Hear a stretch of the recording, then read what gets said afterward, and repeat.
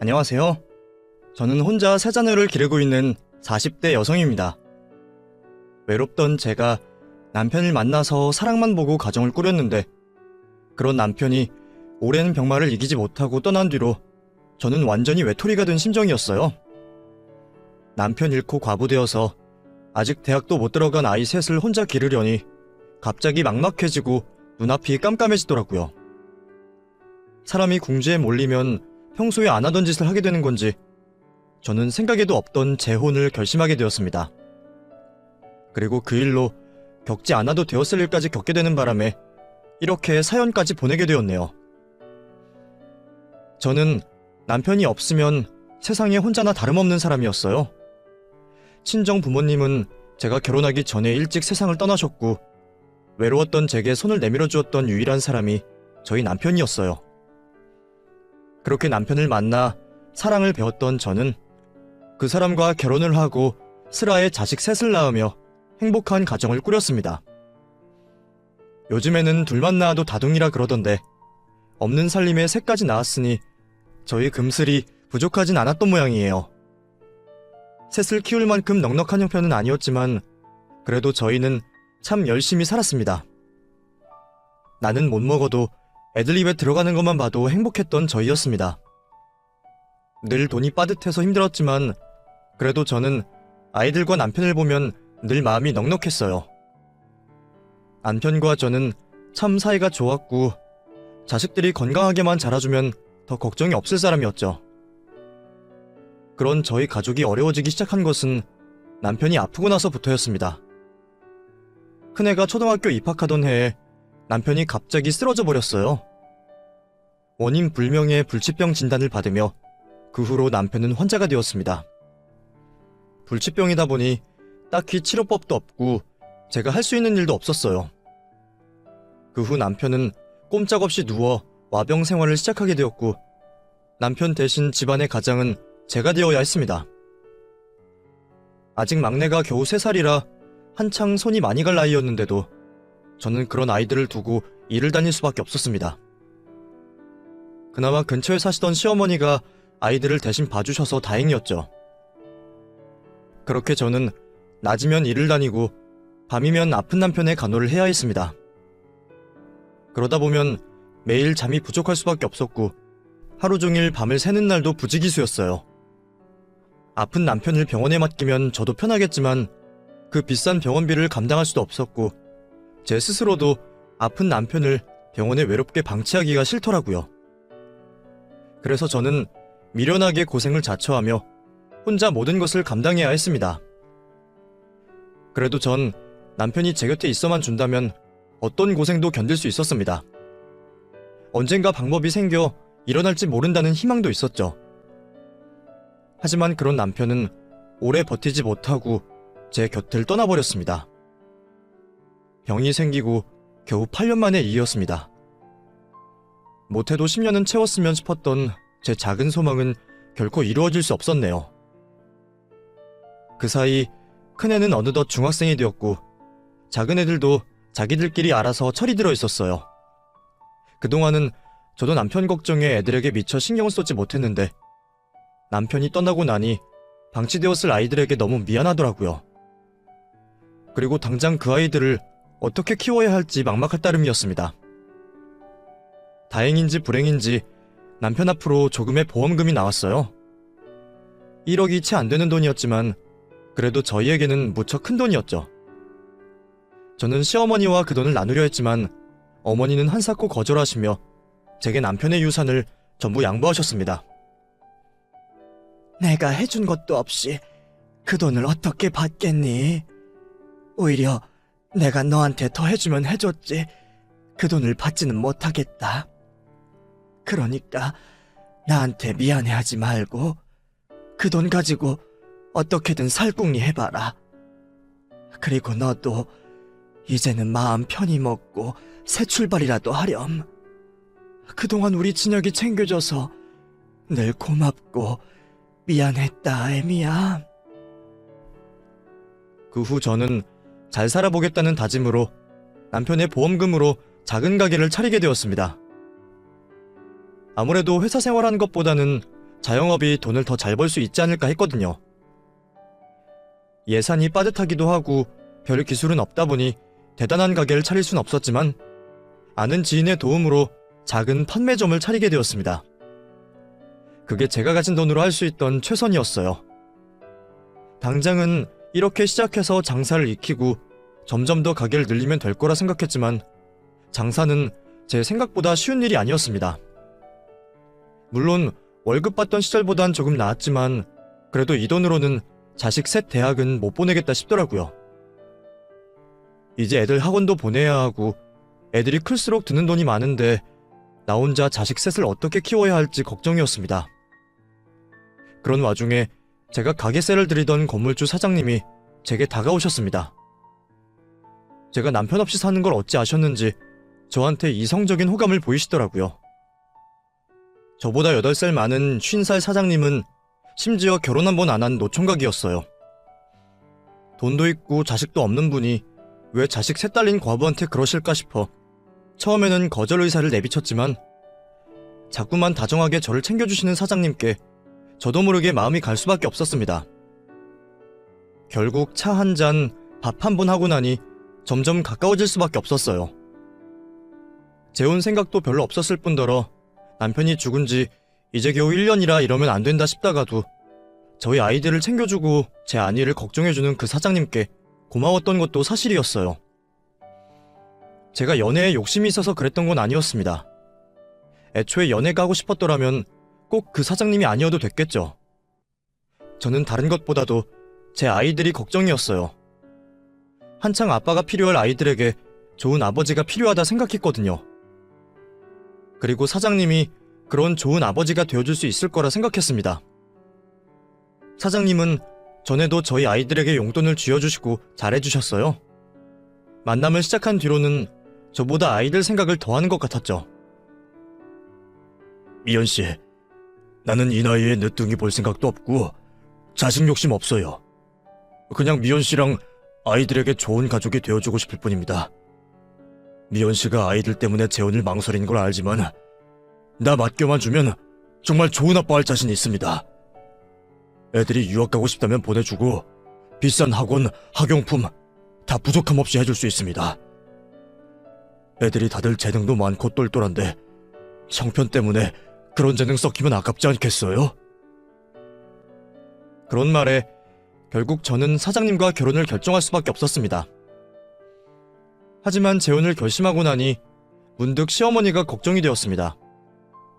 어머니도 저더러 재혼해서 새 출발하라고 말씀해 주셨지만 그래도 막상 정말로 재혼을 하려고 하니 이걸 얘기를 해야 하는지 말아야 하는 건지 고민이 되더라고요.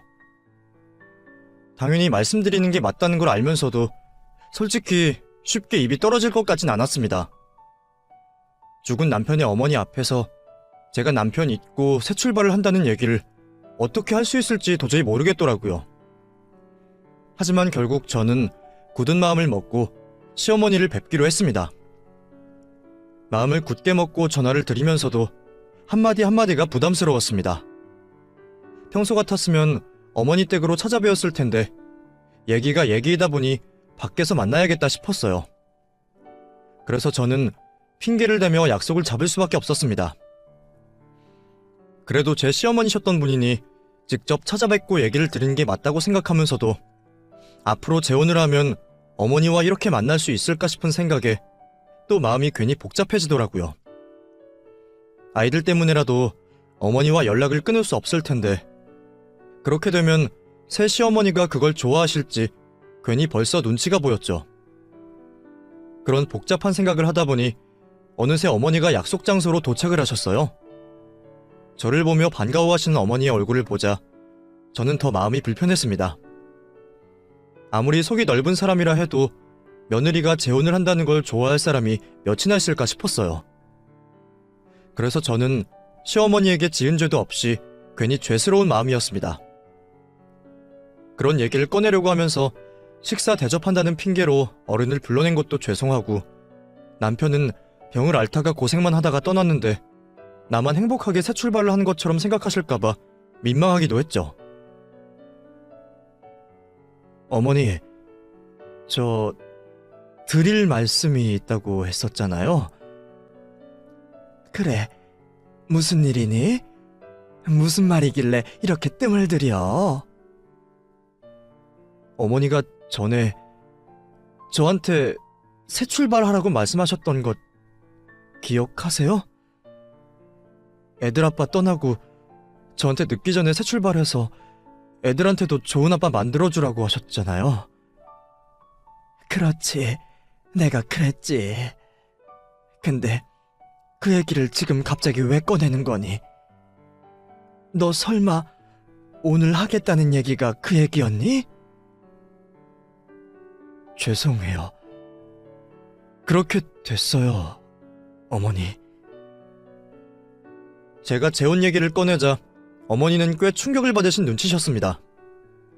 당신 입으로 재혼 얘기를 먼저 꺼내셨음에도 진짜 그런 일이 벌어지는 건 체감이 다르셨겠죠.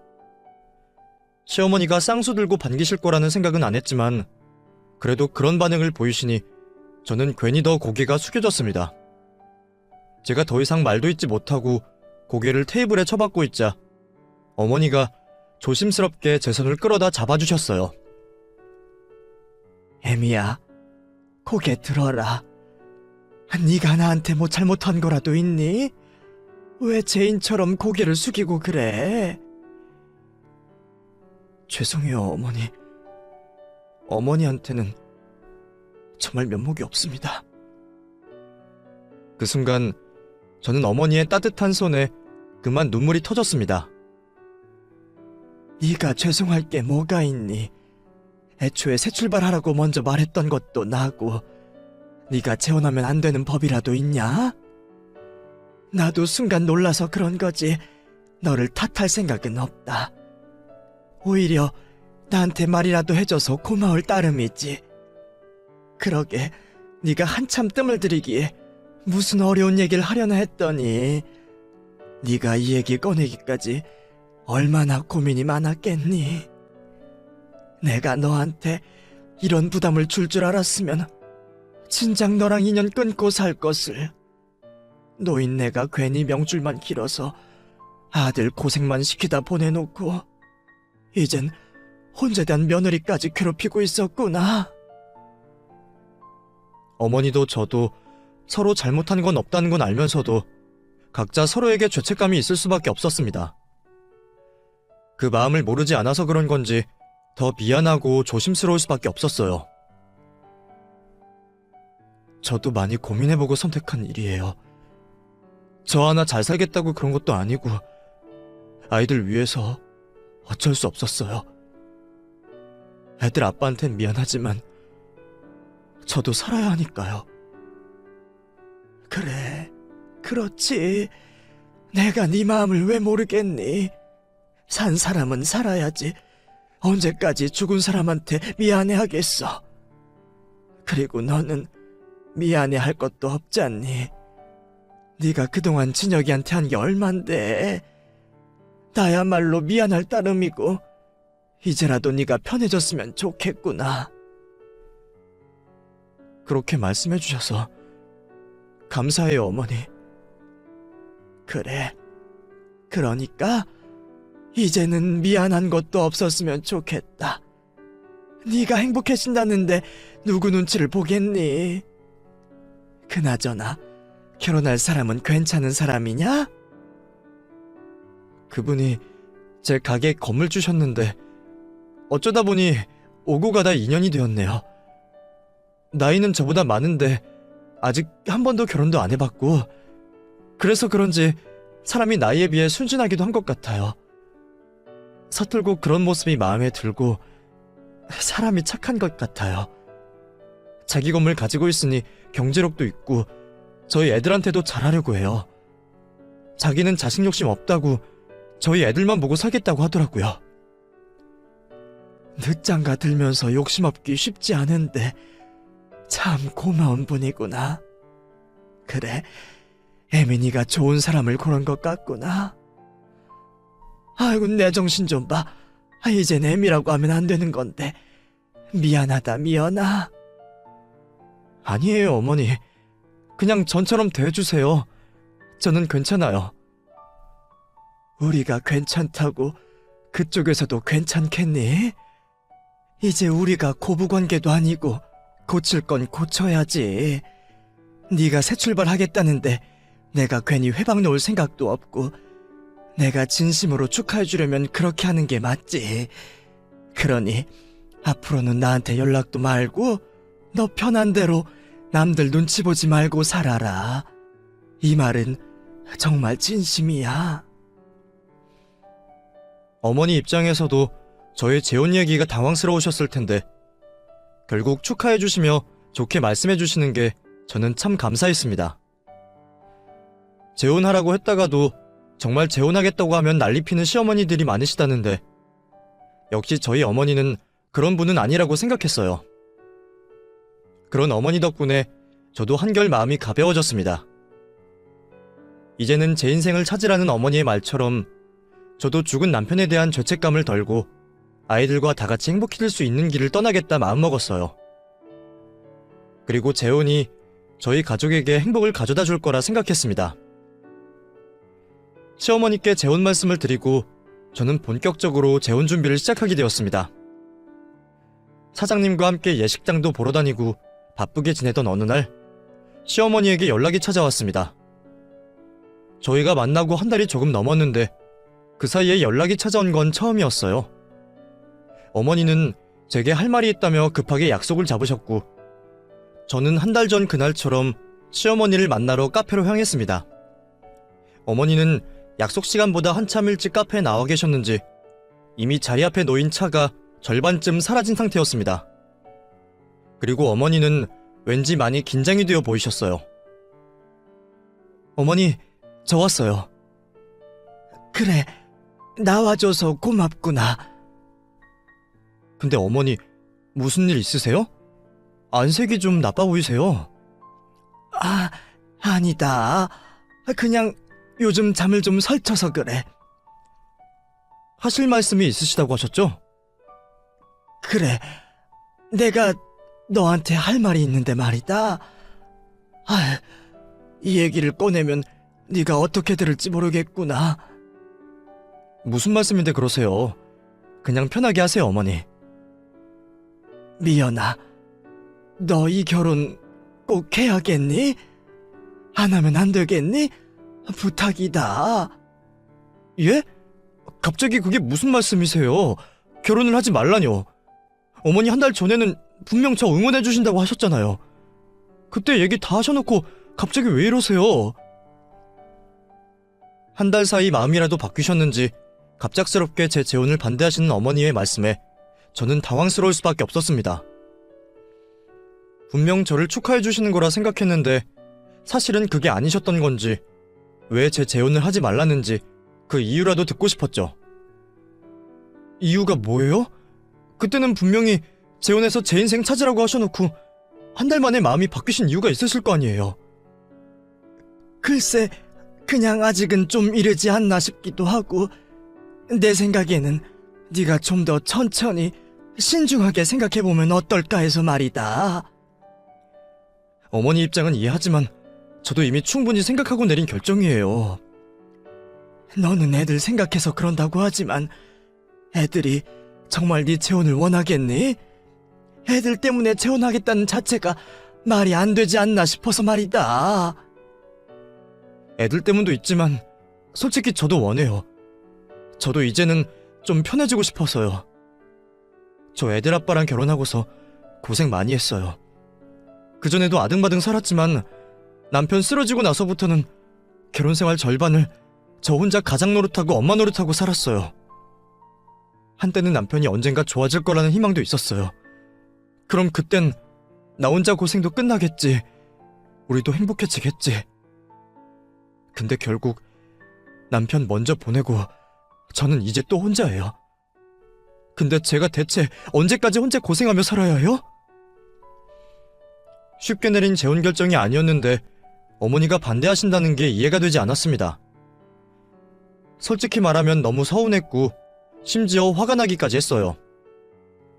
남편이랑 결혼 생활하면서 제가 얼마나 힘들게 살았는지 뻔히 아시는 분이 제가 죽은 아들 두고 재혼하겠다는 게 결국 받아들이기 힘드신가 싶었거든요. 부모 마음이 그런 것을 이해 못하진 않지만 저도 부모였고 혼자 책임져야 할 아이가 셋이었기에 이제는 기댈 수 있는 새로운 사람을 만나 제 고통을 나눠지고 싶었을 뿐이었습니다. 이유도 제대로 말하지 못하시고 그냥 재혼을 안 했으면 좋겠다고 사정만 하시는 어머니를 보며 저는 결국 말씀을 더 듣지 못하고 그 자리를 일어설 수밖에 없었습니다. 어머니 생각은 충분히 알았어요. 아무래도 어머니는 제가 재혼한 걸 못 받아들이시는 것 같은데 그렇다고 해도 이제 돌이킬 수 없어요. 벌써 결혼 준비하고 있고 예식장 예약까지 했거든요.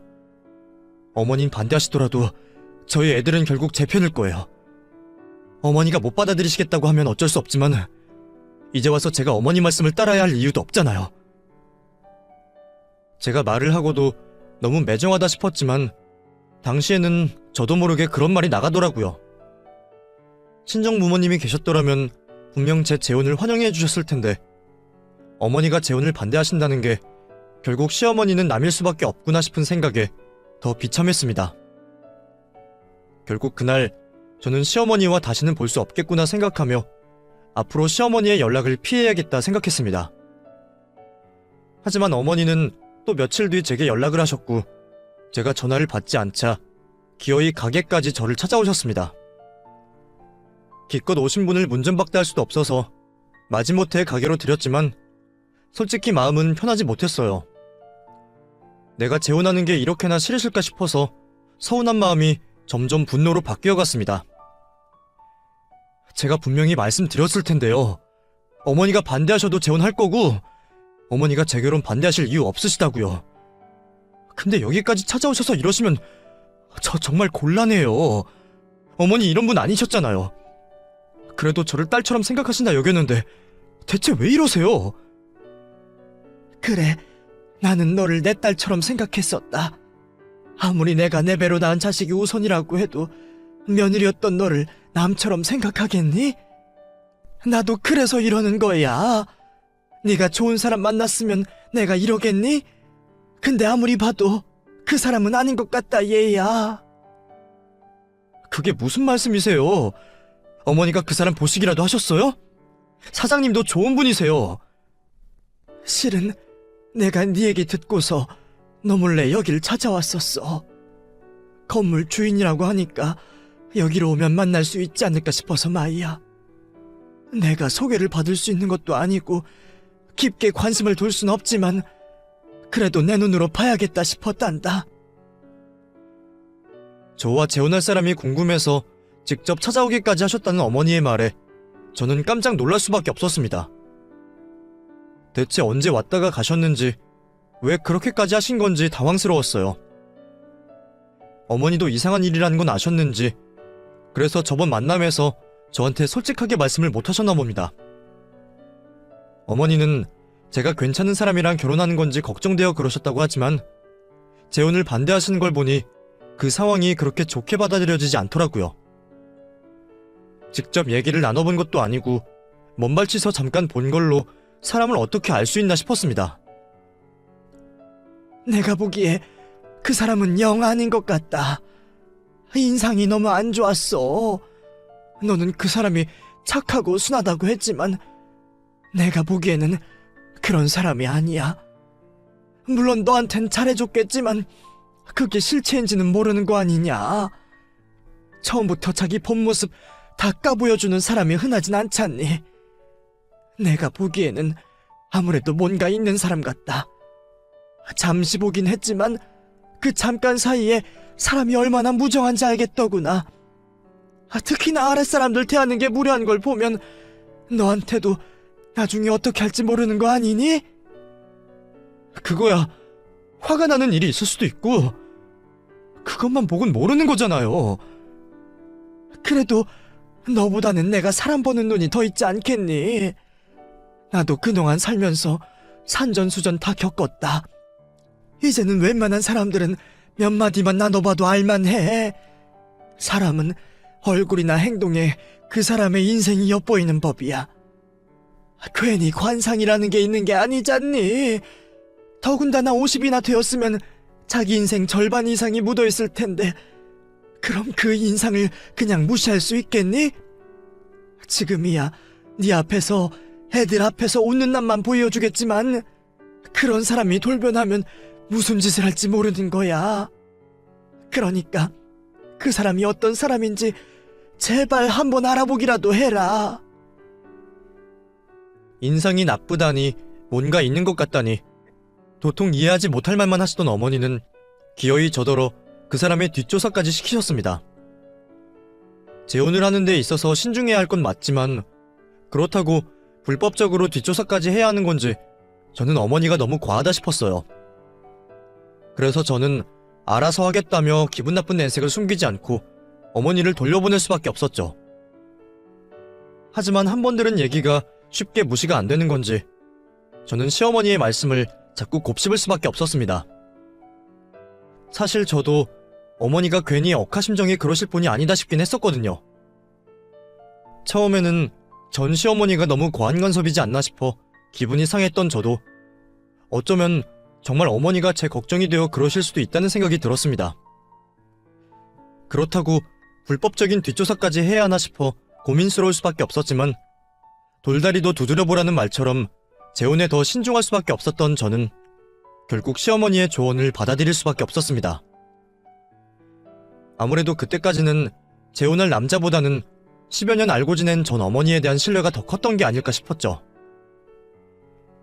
그렇게 얼마 없는 거금을 들여 심부름 센터에 사장님의 뒷조사를 부탁한 저는 얼마 뒤 깜짝 놀랄 일을 마주하고 말았습니다.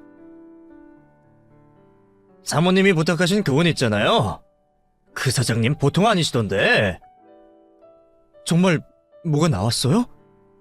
예. 저희도 그냥 뭐 대충 여자 문제 정도이겠거니 했었는데 이분 전과가 있으시더라고요. 자잘자잘하게 시비 폭행에 엮인 것도 많은데 아주 대형 사고를 치셨던 모양이야. 이분이 전처를 스토킹하고 폭행을 해서 실형까지 살다가 오셨더라고. 그게 무슨 말이에요? 전철아니요? 이혼이라니요? 이 사람 저한테는 미혼이라고 했는데. 전혀 모르셨어요? 이분 이혼만 2번이에요. 둘 다 결혼 생활이 그리 길진 못했지만 다 안 좋게 끝이 났더라고요. 심부름 센터에서 듣게 된 사장님의 실체에 저는 충격을 받을 수밖에 없었습니다. 분명히 제 앞에서는 한 번도 결혼해본 적 없는 미혼이라고 했던 사람이 결혼을 2번이나 했고 심지어는 그 전부인들에게 폭력을 휘둘러서 실형까지 살았었다는 게 도저히 믿어지지 않았어요. 제가 봤던 사장님은 언제나 친절했고 좋은 사람 같았으니까요. 길에 쓰레기 하나 버릴 줄 모르고 개미 한 마리도 못 죽일 것 같던 사장님이 폭행 전과가 있다는 사실에 저는 식은땀을 흘릴 것 같았습니다.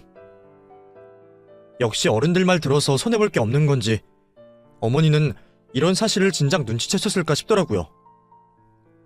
그 후 저는 더 정확한 사연을 듣기 위해 사장님의 전처를 수소문에 찾아가게 되었습니다.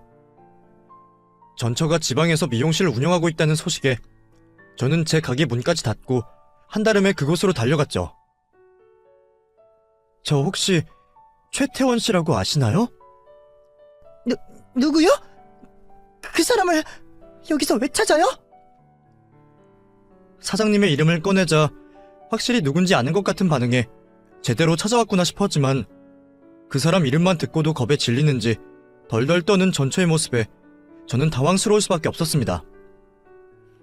낯선 저를 심하게 경계하는 그 전처를 겨우 달래어서야 저는 그 사람의 결혼 생활에 대해 들어볼 수 있었어요.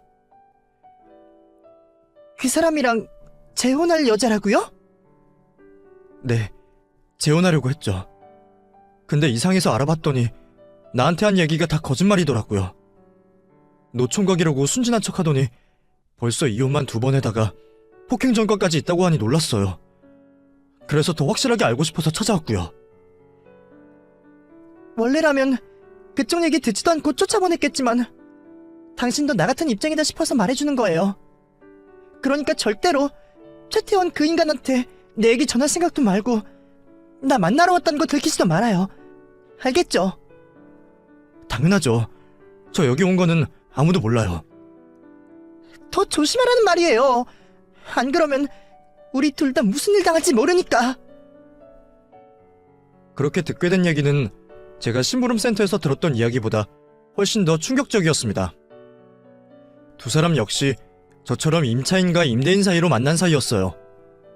그 사람 건물에서 장사를 하던 전처가 그 사람의 대시에 이른 결혼을 결정했었답니다. 정말 좋은 사람인 줄만 알고 결혼을 했지만 처음부터 두 사람의 결혼 생활은 순탄치 않았습니다. 행복한 신혼을 미처 즐기기도 전에 그 남자가 본색을 보였다고 했거든요. 집착이 심했는지 하루 종일 전처의 일거수일투족을 쫓아다니며 간섭을 하고 친구들을 만나거나 심지어 손님들과 대화를 나누는 것조차 싫어했다고 하더라고요. 그 사람 의처증 장난 아니에요. 여자를 무슨 자기 소유물처럼 생각하는지 내가 옷 입는 거 화장하는 거 하나하나 다 간섭하고 내가 남들이랑 얘기만 해도 눈에 불을 켜고 달려들었어요. 그 인간 건물주랍시고 하루 종일 하는 일이 없으니까 나만 쫓아다닌 거예요.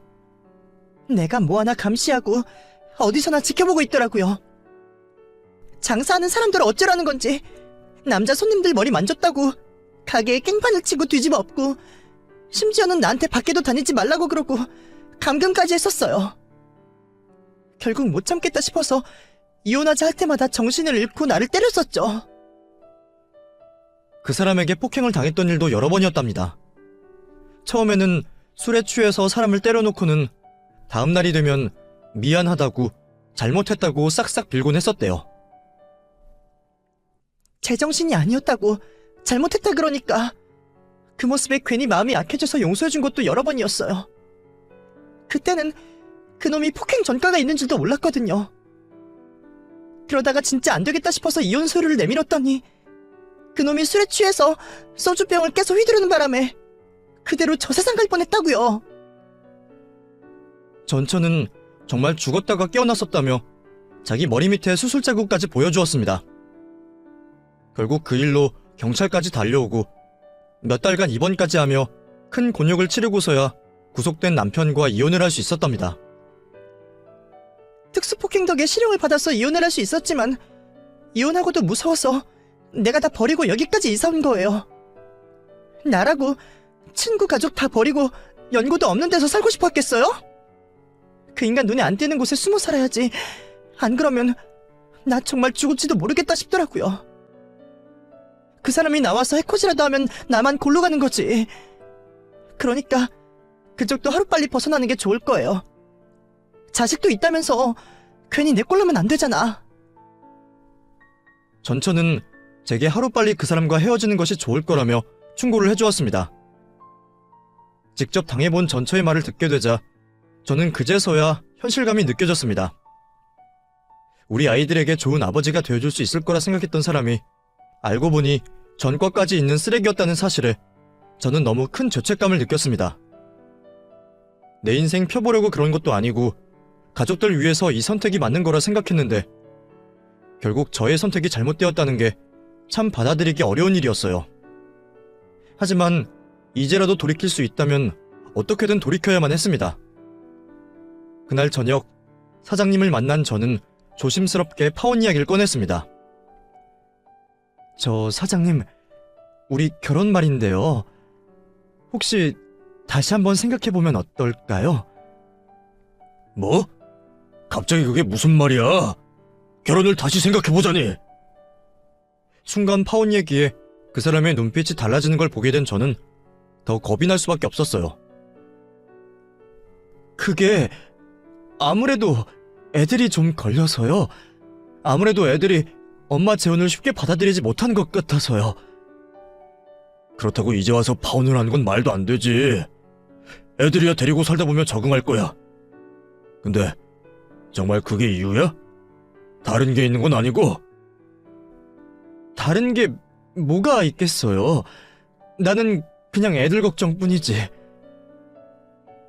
이러다가 나도 전처처럼 무슨 일을 당하는 게 아닌가 싶은 두려운 마음에 저는 겨우 변명만 하고서 대화를 끝낼 수밖에 없었습니다.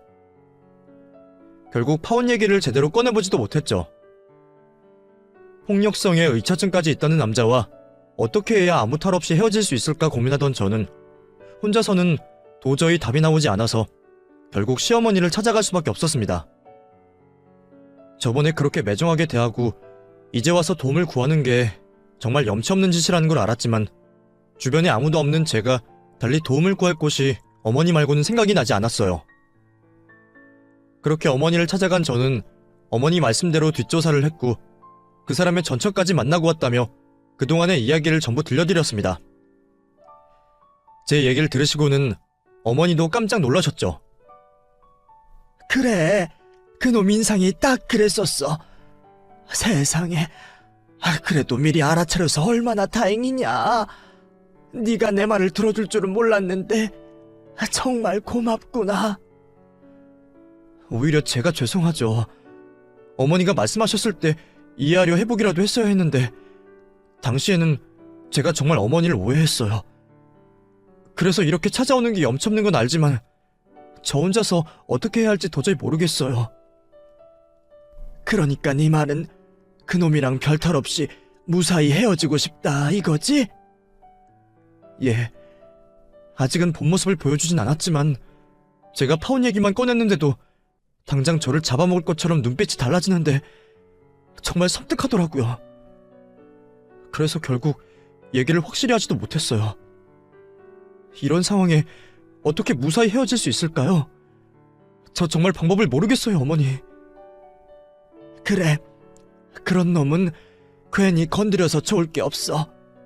벌집을 쑤시면 안 되잖니. 이럴 때는 머리를 써야지. 이 일은 내가 알아서 할 테니까 조금만 기다리렴. 그동안 너는 아무 걱정하지 말고 평소처럼 하고 있어. 아니, 오히려 더 살갑게 대하렴. 어머니라고 뾰족한 수가 있을까 싶었지만 저보다는 자신 있어 보이시는 어머니의 모습에 저는 이번에도 어머니를 한번 믿어보기로 했습니다. 사고 친 건 나인데 이제 와서 도움을 구하는 게 정말 죄송하기만 했죠. 저는 어머니가 시키시는 대로 그 후 파혼 얘기를 절대 꺼내지 않고 오히려 더 결혼 준비에 박차를 가했습니다. 더 적극적으로 나서고 생략하려고 했던 웨딩 사진도 찍자고 말을 꺼냈더니 참 좋아하더라고요. 잠시였지만 파혼 얘기를 꺼냈던 제가 결혼에 적극적인 모습을 보이자 그 사람도 아무 의심 없이 저를 믿고 있는 듯 했습니다. 그런데 한 달 뒤에 그 사람이 먼저 제게 파혼 얘기를 꺼내는 겁니다. 내가 생각을 많이 해봤는데 말이야. 우리 결혼은 없던 일로 했으면 좋겠어. 그리고 가게도 하루빨리 빼줬으면 좋겠어. 뭐라고요? 갑자기 그게 무슨 말이에요? 헤어지자니 설마 내가 전에 파혼 얘기 꺼낸 것 때문에 그래요? 그건 내가 결혼 앞두고 마음이 좀 싱숭생숭해서 그런 거라 말했잖아요. 나 이제 태원 씨 없이 못 살아요. 근데 헤어지자니 그게 무슨 말이에요? 이제는 내 마음이 달라졌어. 아무래도 우리는 인연이 아닌 것 같아. 이쯤에서 끊는 게 좋겠어. 이유도 설명해주지 않고 파혼하자고 먼저 말해주는 그 남자를 보며 저는 속으로 쾌재를 불렀습니다. 하지만 겉으로는 당황스럽고 화가 나는 척 뻔뻔하게 연기를 해야 했죠. 조금 과하기는 했지만 진심을 보여주려고 떠나는 그 남자의 바짓가랑이까지 붙잡았습니다. 그랬더니 그 사람이 정말 진절머리를 치더라고요. 뭐하는 짓이야? 이거 안 놔! 당신 스토커야. 헤어지자는데 왜 이렇게 집착이야? 자기는 전처들한테 의처증이 있어서 그 사단을 벌였던 사람이 바짓가랑이 좀 잡힌 걸로 집착이니 스토킹이니 말을 하는 게 기가 막히고 너무나 웃겼습니다. 그 인간과 헤어진 저는 그 길로 곧장 어머니를 찾아갔어요. 어머니, 저 방금 그 사람이랑 헤어지고 왔어요. 정말 다행이구나. 집착하던 인간이 먼저 저더러 인연이 아니라면서 헤어지자 그러던데 대체 어떻게 하신 거예요? 그랬구나. 그래. 조금이나마 생각이 있는 놈이면 그럴 줄 알았지. 사실 별건 없었어. 내가 힘이 있는 것도 아니고 무슨 수가 있겠니. 대신 내가 그놈을 찾아가서 내가 네 시엠이라고 밝히고 그놈한테 네 험담을 좀 했지. 물론 진심은 아니지만 그렇게 얄팍한 인간이라면 그런 얘기를 허투루 듣지 않을 줄 알았거든. 어머니는 그 사람을 찾아가서 저에 대한 말도 안 되는 험담들을 늘어놓으셨답니다. 제가 사치가 심하고 도벽이 있고 심지어 의부증이 심하다고 하셨대요. 똥 묻은 놈이 겨 묻은 거 나무란다더니 그놈 네가 집착이 심하다고 하니까 아주 치를 떨더구나. 우리 아들이 아주 시달리던 거 보고 아들 같아서 불쌍해서 말해주는 거라고 하니까 더 의심하지도 않고 고지고대로 믿더라고. 그리고 네가 성형했다는 얘기까지 했지. 아마 그게 제일 충격이었던 모양이야. 아무 다른 여자 사진 집어다가 보여줬더니 너무 못생겼다면서 끔찍해하더구나. 그 정도면 될까 싶어서 더 술을 쓰려고 했더니 다행히 방법이 통했네. 겨우 그 정도로 파혼을 결심할 수 있는 건지 정말 어이가 없었지만 애초에 그 사람이 저를 생각했던 게 그 정도밖에 안 되었단 거구나 싶었습니다. 그래도 저는 덕분에 파혼을 하고 그 무서운 인간에게서 벗어날 수 있었으니 정말 다행이었습니다. 그 사람은 저와 하루빨리 정을 떼고 싶었던 건지 제가 가게를 비우는 날까지 코빼기도 비추지 않았어요. 저는 제대로 쐐기를 받고 싶어서 하루 종일 그놈에게 전화를 수십 통씩 하고 사무실로 찾아갔더니 저를 경찰에 신고까지 했더라고요. 덕분에 저는 그 인간과 완전히 안전이별을 할 수 있었습니다. 저는 저를 도와주시고 살려주신 시어머니께 몇 번이고 감사 인사를 드릴 수밖에 없었습니다. 잠시였지만 그런 어머니를 오해하고 원망했던 제 자신이 끔찍할 따름이었죠. 그래서 그 후 저는 그런 어머니를 정말 제 친정 어머니처럼 생각하기로 했습니다. 남편까지 죽은 마당에 제가 더 이상 며느리도 아니지만 양어머니로 모시며 어머니께 평생 은혜를 갚기로 했습니다. 그리고 앞으로 다시는 재혼 같은 건 생각도 안 하겠다고 다짐을 하게 되었죠. 생각해보면 처음부터 잘못된 생각이었던 것 같아요. 아픈 남편 두고 혼자 가장 노릇할 때에도 꿋꿋이 잘 버텼던 제가 남편이 죽었다고 금세 다른 남자에게 기댈 생각을 했다는 게 이상했습니다. 어쩌면 제가 혼자라고 힘들었던 건 나 혼자 고생을 해서가 아니라 제게 위안이 되어주던 제 남편의 존재가 사라졌기 때문이 아닐까 싶었어요. 그러니 다른 남자와 재혼을 한다고 해서 저의 그 빈자리가 채워지진 않겠죠. 그 생각을 하니 저도 한결 마음이 가벼워졌습니다. 그래서 앞으로는 그냥 자식들만 바라보며 열심히 살아야겠다 생각을 하게 되었네요. 그 후 저는 시댁 근처로 다시 이사를 가며 가게를 새로 차리게 되었습니다. 그래도 한번 해봐서 그런지 처음처럼 어렵진 않더라고요. 그리고 이제는 힘든 일이 있을 때는 남에게 도움 구하지 않고 저희 어머니께 도움을 청하며 혼자서도 잘 이겨내려 하고 있습니다. 새 자식이 다 자랄 때까지는 엄마 노릇을 게을리할 수 없기에 혼자서도 꿋꿋이 살아가야겠죠. 그럼 제 이야기는 여기서 마치겠습니다. 감사합니다.